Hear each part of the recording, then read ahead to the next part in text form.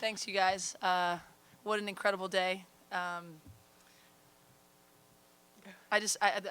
like speechless. I'm never speechless. I told these guys in the locker room, this is overwhelming, incredibly fun and meaningful, but I'm kind of a crier. I had no tears because I felt like this was going to happen. And it's a ton of respect for UCLA.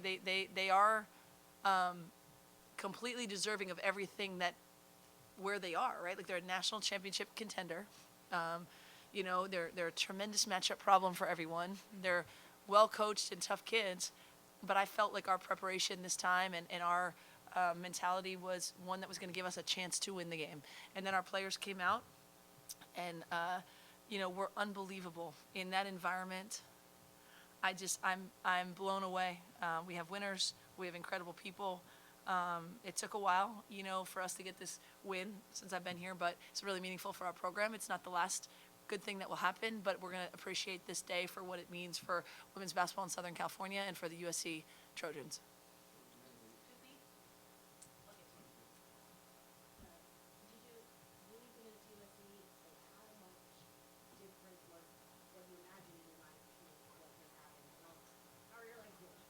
Oh, my legs are fine. Just a cramp. Coming into this program, I always have faith in Coach Lindsay and the coaching staff here, and my teammates as well. I think just being a part of it and being a part of such a new team, so many new pieces, you know, you don't have that many expectations. So for us to continue to get better and improve every day, now I have so much more confidence in this team and what we bring. And like Coach Lindsay said, this doesn't surprise us. We're working hard every day, and I have trust in all my teammates. So really, we're gonna keep getting better, and this is a great moment for us. For JuJu, obviously, we see the 32 points, your ability to get to the free throw line and stuff, but I think, one of the things that really stood out was, the block shots and the near deflection, when you were inbound late in the fourth quarter. Just, what was your mindset, overall coming into this game defensively, and was that maybe, magnified a little bit, when you were kind of struggling to get going? Yeah, I think as a team, we just were so eager on defense, like very just active, and I fed off of my teammates' energy. KP getting steals, Tay getting steals, and you just want to be a part of that. You want to contribute to your team. So on the defensive end, we played a great defensive game, and the whole team did.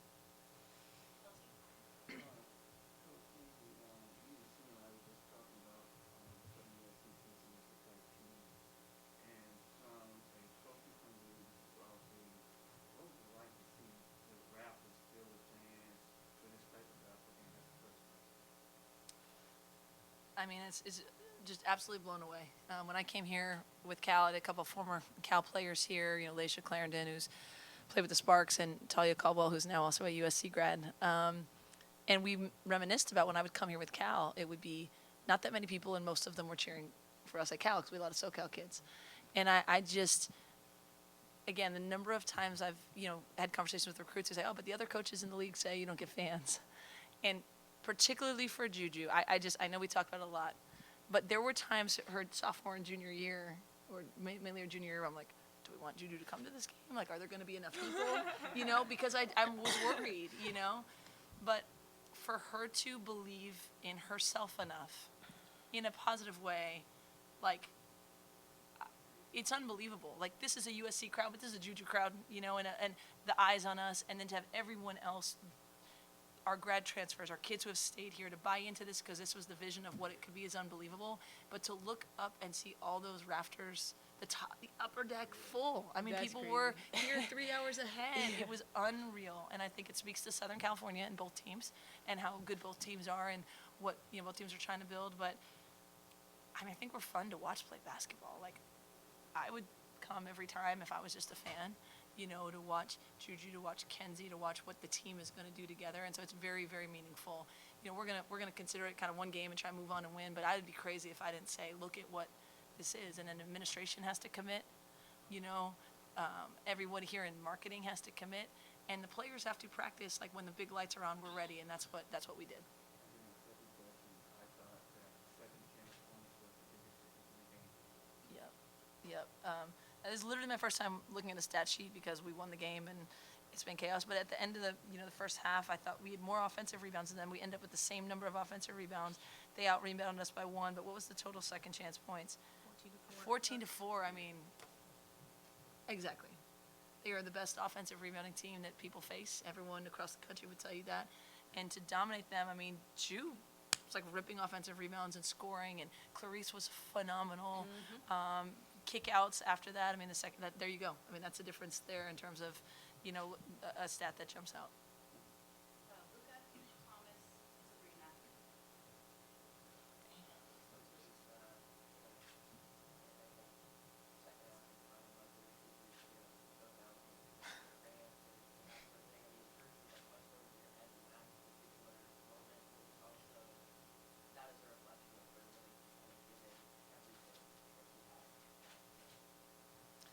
I mean, she's a winner who cares so much about the team, about the program, about winning, about doing this. I mean, I could say it any number of times. I've seen it, right?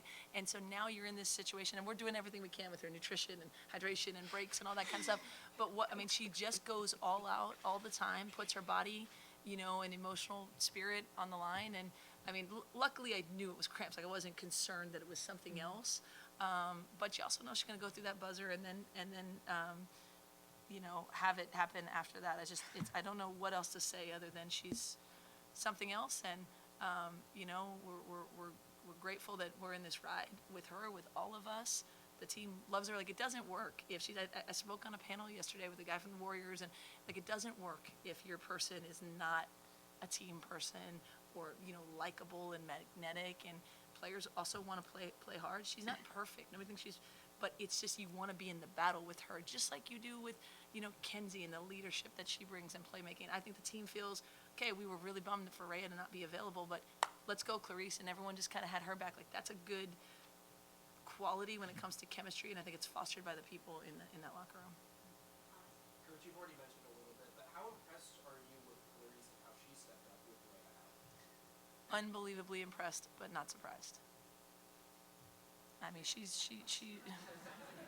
yeah. Yeah. No, that covers it. Speechless. Yeah.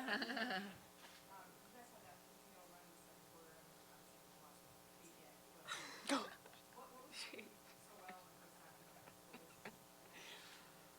you guys remember? I don't even know. Run, Oh my God. but that's good on us. I remember a couple, like KP got a lot of deflections. We were more Yes. aggressive It was defensively. steals, We got a bunch of steals. We turned them over. And I think we talked about, we don't need to like pressure everyone 94 feet and be all over the place to still be aggressive in the ways that we can be aggressive. I did. I mean, they turned it over 22 times. It had to be part of it. Made big shots. 2 got to the free throw line. Yeah.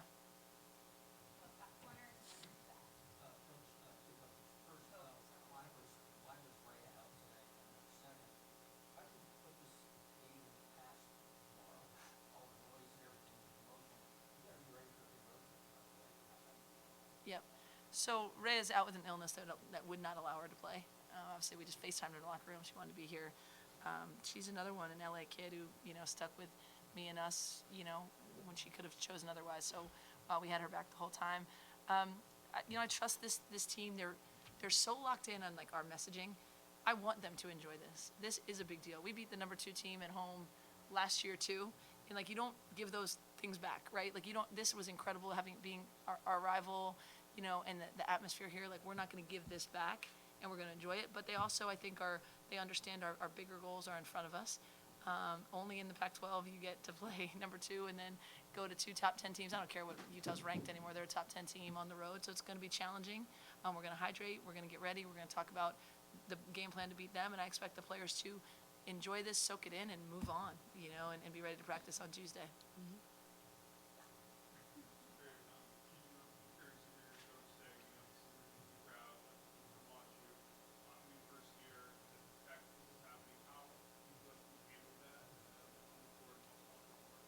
Yeah, I think this wouldn't be that without us winning, and I really owe it all to my team because I could be JuJu and be taking a lot of L's right now, so that wouldn't be great for me. But I'm just blessed, honestly, just to be able to see my family, see me, so many people supporting me, wearing my jersey. It's really amazing, and yeah.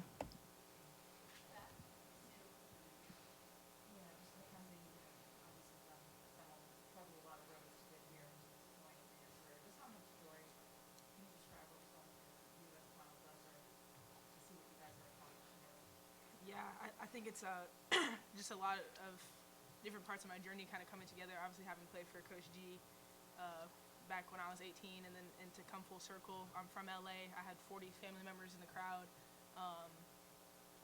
It's a top 10 matchup in LA, and the stands are packed. It's just insane. And I actually did have a moment before the game where I was just kind of like, this is amazing. Win or lose, win, lose, or draw. This is the kind of moments you dream about playing in, like, as a kid, and that you come and watch as a kid. So super, super grateful for everyone, for my teammates, for Coach G, for giving me the opportunity to come back and play here in front of my family. So it's just been amazing.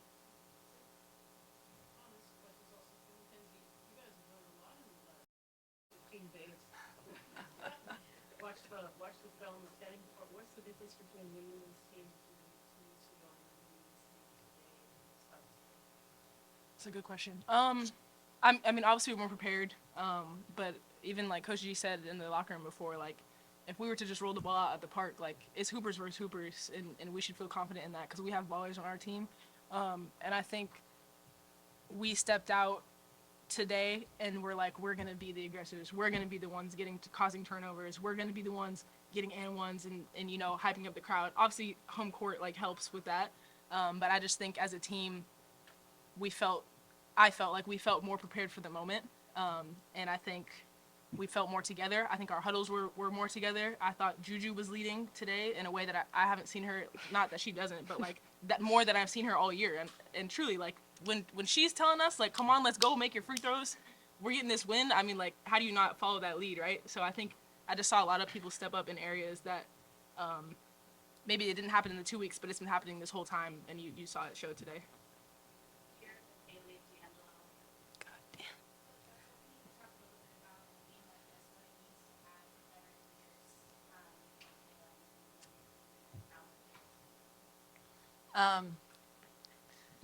I mean, just the way that this has worked out, I don't think I went into the transfer portal and said, okay, we have JuJu coming, I need to go get 3 Ivy League kids, right?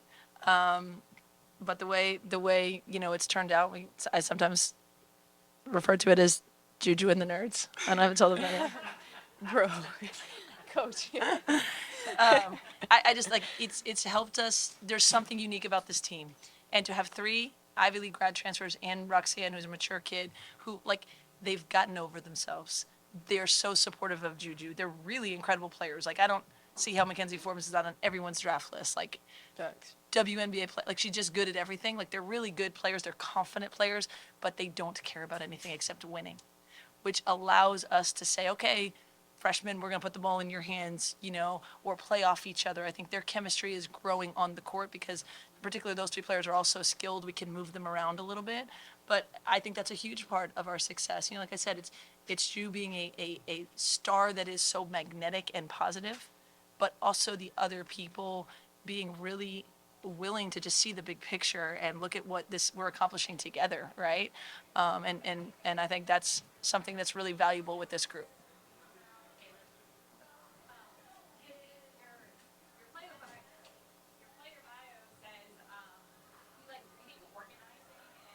Bro. Oh no, that's like social justice organizing. Yeah, like mutual aid, like feeding the homeless, stuff like that. Yeah. I actually haven't been involved since I've been in LA. I've been looking for a group, but back at Harvard, my brother and I started an org where we call it Neighbor Program, where we fed the homeless population just around Cambridge, around campus. Student-led, all student group, so yeah, things like that. And I be dancing on TikTok.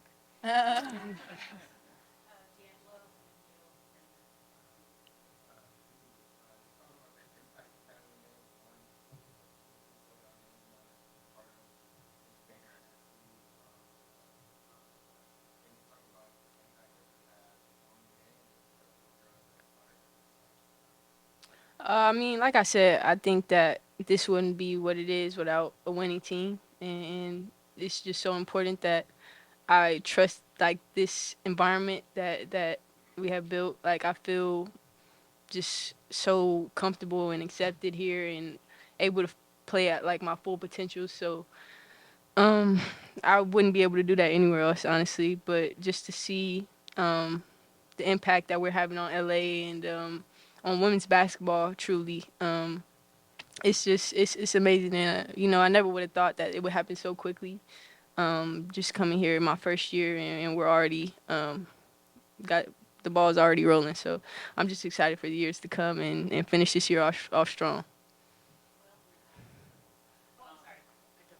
Okay. I was just wondering, considering today's sellout and 2 weeks ago at Point Pavilion, in a market like Los Angeles, how USC and UCLA together sort of gotten this sort of exposure and the level that women's basketball is playing. Yeah, I mean, you got two really good teams, right? There's now a combined loss, two losses between us, and they're only to each other, So I think that starts with that. I think we both teams have exciting players, recognizable players, people that people want to see. And I think Southern California, I'm learning, I'm kind of new here generally, but LA likes winners. They like a show. They show up when you're good, right? Like, it's magical. And I think both programs have a lot to do with that. I think there's also investment from both marketing teams on how to prepare and get these teams here. And, we have a lot of people working really hard behind the scenes, but just the feel in that building was just electric. I mean, who has like Chris Brown sitting at your game and Sweetie and I mean WNBA teams and Facts. people asking us for it's crazy. I mean this is LA kind of at its best and for women's basketball, but also we've talked about it a lot.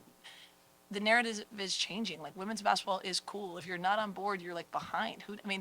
Literally, like I've said, I've got NBA people who are like, Dale texted me the other day, he was on the phone with his friend who works in the NBA, and assistant coach was like, oh man, they got JuJu, she's so cold. Like NBA people are talking about that. And so when it's exciting, people will come out. LA appreciates, I think, good basketball, and we're here for it. So on defense, not having one of the best defenders in the nation, very marketable, did that affect the game plan at all? And additionally, like, what did it mean to have such a great defensive game without her? Yeah. Forcing 22 turnovers, holding UCLA to 4 points. Right. So in the 15 days, like the game, like right after the game, last time I was like, we got to get off this. Like I felt like I'd been living with UCLA for a long time, right? And I think the players needed to get off it. We didn't watch film after. I watched with these two. But in the time after the Oregon weekend, everybody's watched their own defensive clips from last time. They could tell you the game plan now a million different ways, so that when I got to the locker room, I was able to say, run it back. Basically, run it back, because we knew what to do. Where I think the difference is, I mean, Ray is a tremendous shot blocker. She alters shots, but Clarice is also a really good defender, and she's more like a chest up, bigger kind of. So she presents other issues for the opponent. And I just thought our players really understood the game plan and were able to then be more aggressive on the ball because they trusted what was going on behind them. And I think I'd be remiss if I did not mention, we talked a lot about London Jones, who has kicked our ass a couple times in a row, and Taylor Bigby chased her all over the court, top blocked her, made her life more difficult than we had been able to do in the past. So I think everybody contributed. The game plan didn't change without Rhea, but we just knew we needed a little bit more from everybody when you're losing someone of that caliber.